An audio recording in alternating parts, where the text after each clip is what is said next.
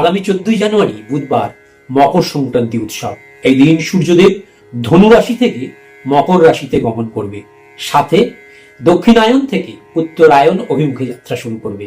তাই এই দিনটির গুরুত্ব কিন্তু অপরিসীম। আমরা এই দিনই নতুন ফসলের পুজো করি এবং সেই ফসল থেকে খাদ্যবস্তু তৈরি করে প্রথমে মা অন্নপূর্ণাকে নিবেদন করি, যাতে আমাদের গৃহ সর্বদা ধন সম্পদে ভরে থাকে এবং কখনো খাদ্য বস্ত্রের অভাব না হয়। তাই আগামী বুধবার আপনারা অবশ্যই করুন একটি অতি ফলদায়ী উপায়, যা আপনাদেরকে সারা বছর শুভ ফল দিতে সাহায্য করবে। কি করবেন? এই দিন একটু গঙ্গা জল নিন, গঙ্গা জলের মধ্যে একটু গুঁড়ো হলুদ, একটু কালো তিল মিশিয়ে তারপরে সেই জল দিয়ে স্নান করুন। তারপরে সূর্যদেবকে জল অর্ঘ্য নিবেদন করুন এবং সূর্যদেবের উদ্দেশ্যে একটি ঘিয়ের প্রদীপ জ্বালিয়ে নিবেদন করুন।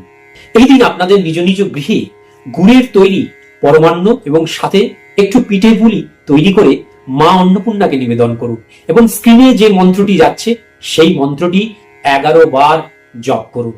মা অন্নপূর্ণার বিশেষ কৃপা পেতে এই দিন আমরা মা অন্নপূর্ণার অষ্টধাতু কবচ ও যন্ত্রম প্রস্তুত করব। যারা যারা এই সিদ্ধ প্রতিকার আমাদের থেকে সংগ্রহ করতে ইচ্ছুক, তারা স্ক্রিনে দেওয়া নাম্বারগুলোতে সত্বর আমাদের সঙ্গে যোগাযোগ করুন। এতে করে সারা বছর আপনার পরিবার ধনধান্যে ভরে থাকবে। জয় মা, জয় গুরু।